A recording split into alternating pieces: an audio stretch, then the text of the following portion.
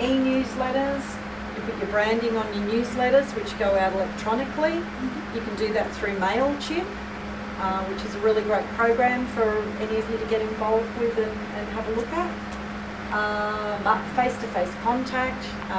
You might need to go out and visit key people to try and get them on board to get their team of employees to come and attend. Mail outs. You can attend expos to promote your event. And you might do networking functions and that sort of thing, just to promote your event and try and get people to attend. So this is just some of the branding that we had for some of the events that I was working on. So this one was a housing one where we were talking about partnership. Go Rural was attracting, it was a seminar for doctors to just come and, well, it was held here in Brisbane at the Stanford Plaza, but to attract doctors that live in the CBD and promoting the benefits of them working out in the rural areas. Endurance training seminars. Rural Doctors Association of Queensland annual conference, so their branding was legends, lecturers and locums. So throughout that conference they wanted to really honour legends in the industry who made a lot of trailblazing for medicos in Queensland. They wanted to focus on training and education, that's why they've got lecturers, and locums because out in the rural areas, if a doctor needs a holiday, he hasn't got a lot of staff there to step in. So they're really trying to build a lot of bridges with the universities in Queensland to attract young doctors to go and work rurally. And partnering for a sustainable housing future. So we were looking at people, so our housing organisations were looking at a lot of social responsibilities, not just giving people a house to live in, but how can they support the children and the families in those environments. Places, where are they going to build their new developments that would best benefit the community at large, and providers, who could we get to come on board and provide services and facilities. So it was all about partnership. And conference apps. So conference apps are fantastic because you can have everything on the app available for the delegates. So instead of having to go to a lot of expensive printing and that type of thing, you can have all the program on the app, details about the speakers, like all their biographies, and if there's any last minute changes, you can make them on the app. So they're a really good thing to be aware of. Registrations. I've used online registration systems such as Ivy, eTouches and Eventbrite, and it's a really good thing for you guys to familiarise yourself with registration systems. I don't know that it's covered in our course content, is it? But I think it's a really important thing. Eventbrite is a free to use event registration tool. So have a look at that. A lot of the time it's just about you playing around with things and becoming familiar with it yourself. That's how I've learned. I just have a go. So, and you can, if you play around with Eventbrite, you could just set up your own little mini mock event. And if you're doing your own events as part of your course, set up a registration system and get all your colleagues here at the campus to register to attend. And then you'll become familiar with how to use it. Paper registrations, probably phasing out a little bit now, but it is still done. So register here, Ivy, and that's just your registration labels. So when your delegates arrive, they're often given either a lanyard with their name on it or something like that, just so that they've got identification. And it would usually have on their name tag what sessions they're attending, if there's pre-registration required, and all of that sort of thing.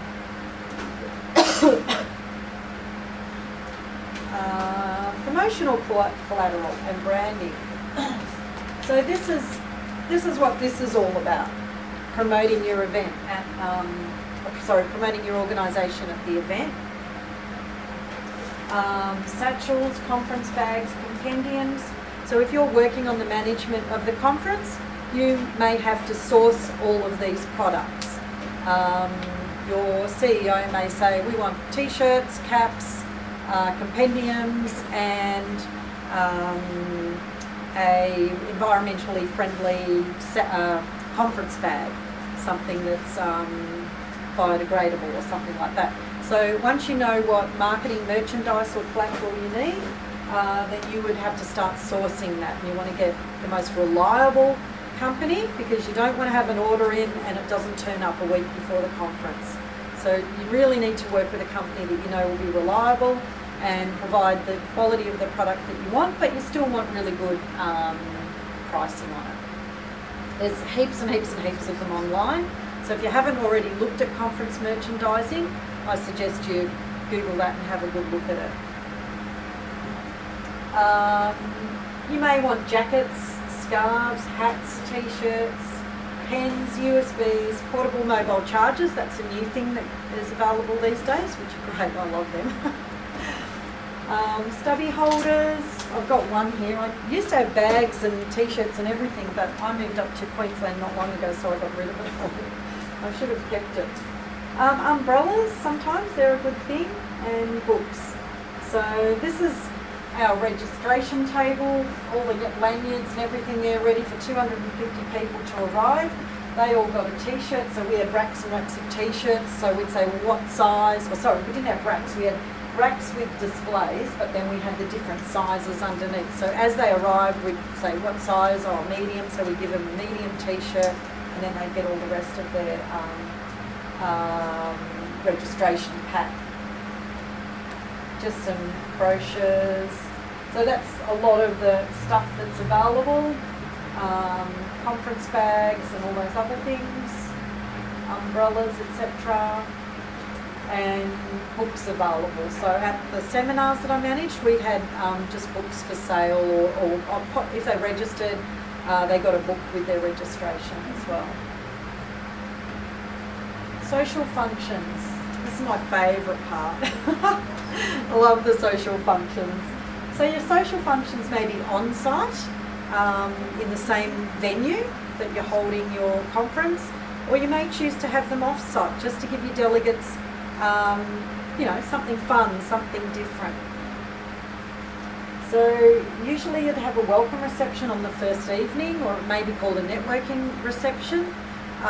That's just a great way to get everybody on board. You've got your sponsors there, you've got your suppliers maybe that you're working with, you've got all your delegates, you've got a lot of your speakers would be there. So it's great to have a welcome reception. Everybody just mingles, they sort of let their guard down a little bit, and it's a great opportunity just to say hi, especially if you've met people the year before or you've got those relationships. Everybody catches up and it's fantastic. Breakfast networking events. These are a good thing if you've got sponsors that want to have a little bit of an opportunity to speak. So you might give them a 3-minute or a 5-minute presentation window. So you invite all your delegates down for an early breakfast at 7:30 or 8 a.m, depending what time your meeting is going to start. And it just gives your sponsor who is branding that particular event, it gives them a promotional opportunity to get their message out there. They may have a new product or a new service that they want to tell everyone about. There might be a brochure that they've stuck in the conference bag, but how many of us just get the conference bag and chuck out the pamphlets? So it gives your sponsors a fantastic opportunity to just say, oh, by the way, there was a brochure in your conference bag, have a look at it, this is what we're doing, new things coming out, that type of thing. Gala dinner and awards. Often there is awards given out at the gala dinner for high achievers, people that have, people or teams that have really benefited the company, and just to reward them. Sponsored functions, as I mentioned, and family events. With the Rural Doctors, that was very much a family event. Because they were doctors coming a lot of times from very remote places in Queensland, they would bring their families. So we had a family function where all the children were a part of it, which I'll go into a bit in a minute. The children were catered for during the day, so they had their own program. They were taken off to wonderful places and had a fantastic time. Sometimes grandparents came as well so that they could be with the kids. So yeah, sometimes there's children involved, and so you have to have some family events as well. This was an off-site reception that we did at the Sydney Opera House when we had the conference at the Sheraton on the Park. That event went for about 4 days, so it was really great to have something off-site just to break it up. So this is called I think it was the Dame Nellie Melba Hall, and these steps went down and the speaker was down here, but this is like the harbour in the background, so that's why I put that particular photo in there. And we had the Sydney Lord Mayor, she was actually speaking at that moment, so she sort of welcomed everybody, acknowledged what they were all there for, because this was our international conference, so we had high profile CEOs and general managers from the UK, US and Canada there, as well as our own CEOs and general managers. So that was our target audience that attended that particular conference. It wasn't the normal workers, it was the top people, the top executives for those companies. So for that reason we were able to attract really high profile dignitaries to that conference. I didn't hold an event here, but I went to an event here. This is a canyon, or what do you call it in Alice Springs? A quarry. This is a quarry. I just wanted this image here as an example of the type of off-site events you can do.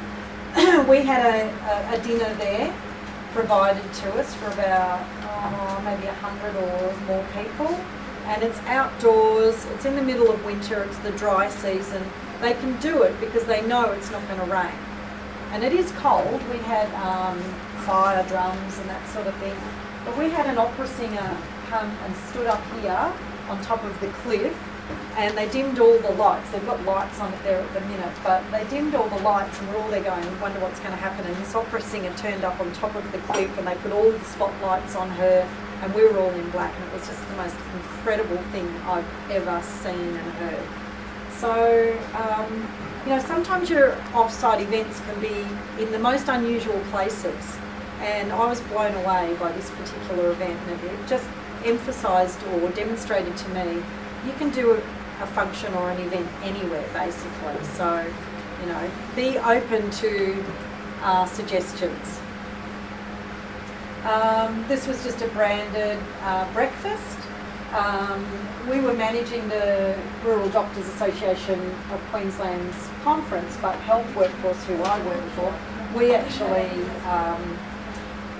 sponsored that particular breakfast because I wasn't involved, but our organisation was like a recruitment agency for doctors to go into the rural environment. So we were promoting work opportunities and that sort of thing.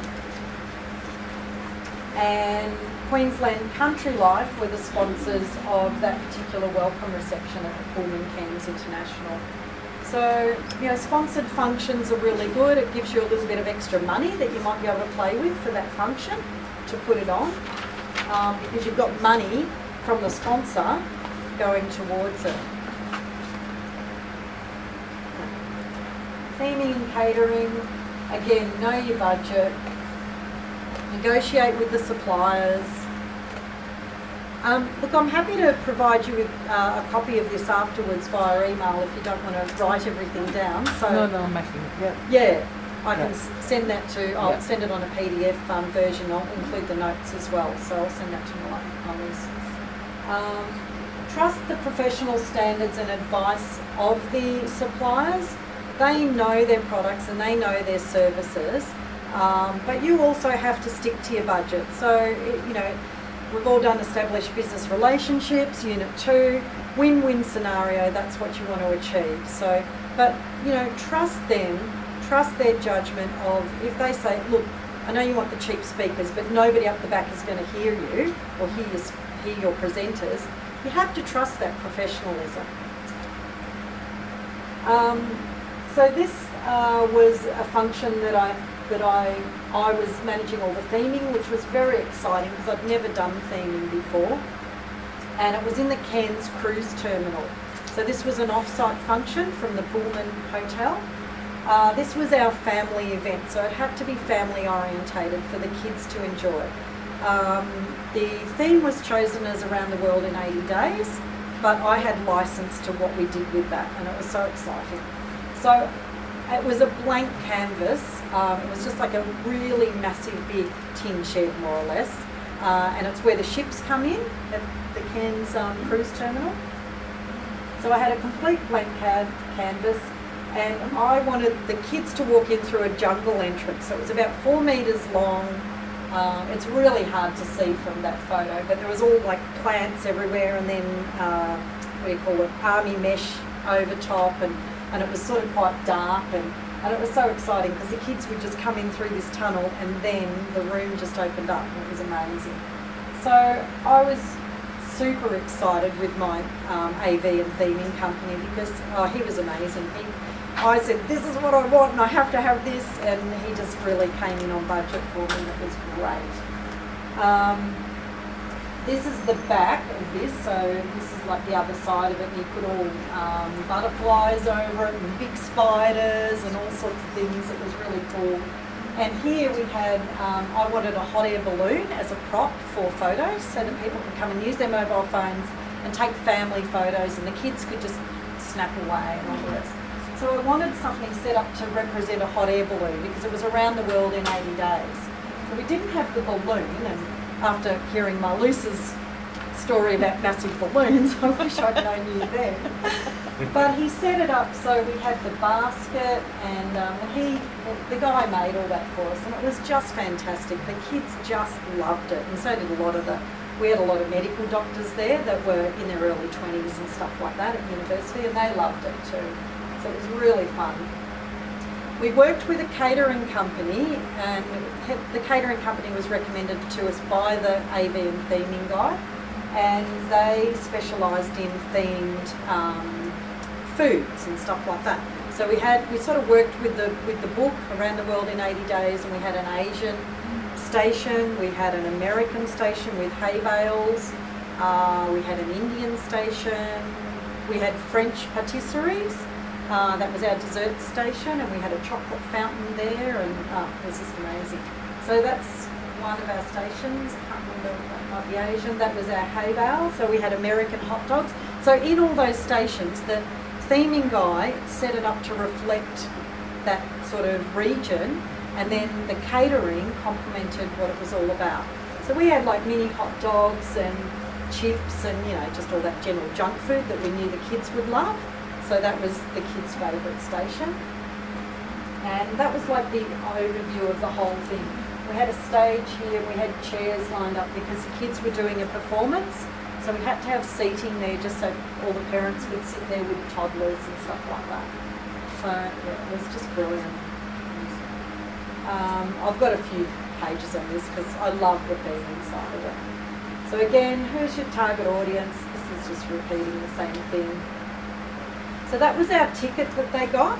So everyone that attended got the Around the World in 80 Days ticket. So they knew sort of that it was going to be fun. They knew that it was going to be a really great night. That's all the kids performing. They all got dressed up, which was exciting.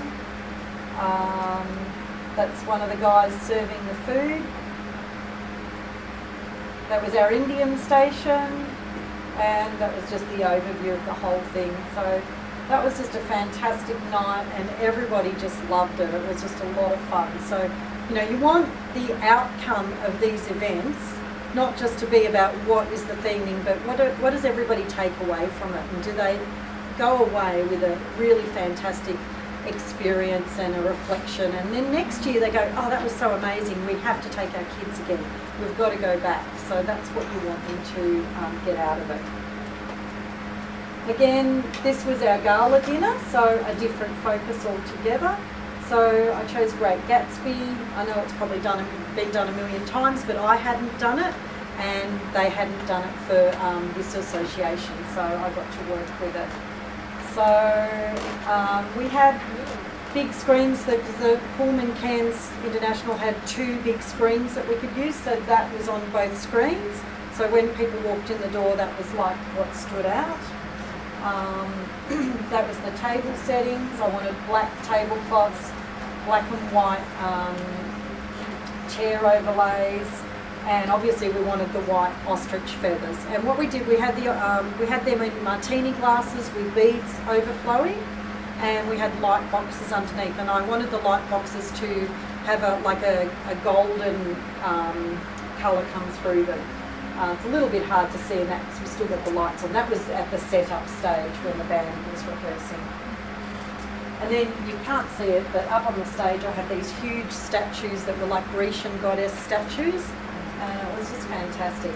My only thing was that I had said I wanted all white ostrich feathers, and when I got there, there was like white ostrich feathers with 1 black feather in each thing, and I said to the guy, what's going on here? And he goes, oh, I thought you'd like something different. And I was like, no, I actually really asked for white ostrich feathers. So I was a little bit ticked off at that, because to me, I didn't want the black feathers, I just wanted that white plumage there. So he probably didn't have enough feathers. I would say he didn't have enough, and he hadn't had issues with me, but the lady that was the CEO of the organisation had caused a lot of issues on site during the event. And he'd been managing all the AV with her, and yeah, I think he just didn't want to have any other issues to contend with. So, but look, it still looks great, and I was really happy with it. And when people walked in, we had drinks and canapes externally. Just what my next photo is. Yeah, so we had drinks and canapes out in the foyer, if you like, which up until that day we had 40 trade exhibitors, so it was a really busy space. But when all our delegates came back for the gala dinner, all the trade was gone. It was a beautiful open space. They had a grand piano there, and we wanted the champagne tower as well. So we had the champagne tower, everybody came, had the drinks and canapes. We poured the champagne tower. That's actually the CEO pouring it behind that. She sort of had the privilege of pouring it, which was really exciting. But then they walked in, we had red carpet, and they walked into the gala dinner, which they'd been sitting there for 3 days listening to speakers, and to have it all transformed is just incredible. It's a real buzz for the people going there. Sponsors and trade, I'll try and skim through this pretty quickly. So you have different levels of sponsorship, and they can bring in a lot of money. Generally speaking, bronze, you may be looking at maybe 5,000, silver, maybe 10 to 15,000, sometimes gold could be 20,000. Your major partners, so the difference between a major partner and a sponsor is that usually the partners partner with the organisation for maybe a year, so they would be seen on the website for a whole year. These are our major partners, and there's usually, I can't think what it's called, what's that thing called, memorandum? I don't know, I can't think what it's called now.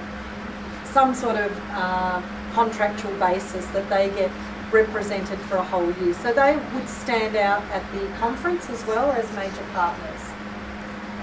And your trade exhibitors, so they just pay to attend as a trade display. So that would normally be 2,500 to 5,000 maybe for one of those, depending on who it's for.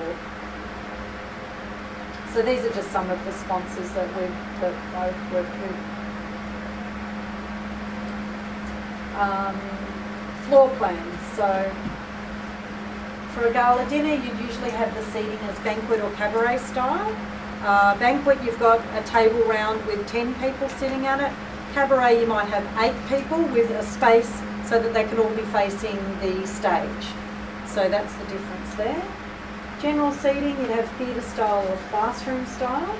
So you're seated at theatre today. Classroom is similar, but you may have tables in front of you, so you can put your laptops and so forth in front of you. And in boardroom, U-shape or square style. So I just put this one in here because this was our floor plan that we used for the Cairns cruise terminal. So it was a big, long, it's sort of came up to about here, that it was a big, long building, like I say, a blank canvas. We only paid for half of it because it was quite expensive, so we only paid for half of it, and we just had, portable screens up to divide it. And this was the floor plan of where we wanted everything. So we had our hay bales here. This was our entry with the tunnel, the jungle tunnel. The stage was up here with the seating, and we had the different food stations all around. So I've just put that there as an example of what we'd work with. That was our trade exhibits at the Pullman Cairns International. This was an early stage one actually. We ended up with 40 and there's only about 30 on that. So we had to do a lot of rejigging to get extra trade exhibitors in there, because we had companies that were saying, well, we want to come on board, and we didn't want to knock back, I think it was 7,500 for a trade. We didn't want to knock back 7,500, but we got to 40 and we could not squeeze another one in, and I could have got another 3. It was disappointing actually. So it's really important when you initially book the venue that you have that space available for your trade. And that's just your seating options. So your theatre style, classroom, U-shape, board. So your board table is designed for people to be able to sit around and converse with each other. Squares are good if you still want people to be able to talk to each other, but you want to spread them out because there's more than a board meeting. And your banquet rooms. Catering, drinks and canapes prior to a gala dinner or at your welcome reception. Your breakfast, usually continental or buffet. You have your day delegate packages, which include your morning teas, afternoon teas, usually 1 item of food, maybe 2, depending on the venue, and usually a buffet lunch, but sometimes they might do platters. They'll usually give you a couple of options, and it will come down to cost. So cost, you could be looking at $55, anywhere up to $105, $110, but that can be negotiated down. Your formal sit-down dinners. And again, that was our champagne tower with some beautiful antique furniture in that foyer, which was just set it off beautifully. That's just a standard gala dinner with no theming. It still looks nice, but it's nice if you could have something as a centrepiece. We didn't really have anything at that stage, and I suppose I wasn't at that point. That was earlier at one of my first conferences. I think that might have been the Menzies even, and I didn't even know what theming was. So that's just your day delegate. Day delegates having their lunch. And as you can see, they're in the trade area, so you've got your trade exhibitors in that space. So it's good if you can have your catering in the same space as your trade, because you want them to network and mingle. Your trade exhibitors and your sponsors are paying a lot of money to attend, and it's really important that you give them every single opportunity for them to build connections with all the delegates. So they have to get the highest exposure, because they won't come back next year if they're not looked after. And if they don't get value for their money, return on investment, they won't come back. And your formal dinner. So you can see in that, that just looks so much more attractive than just having a room that's set but not themed. And it could even be just as simple as lighting, as Marluce has shown you with the wash lights on the wall that we had for the theming sessions. Speakers and presenters, you've got your keynote speakers, your MC. You have to have a very good MC, because your master of ceremonies has to keep everything on time. You've got a very tight schedule to run at these conferences.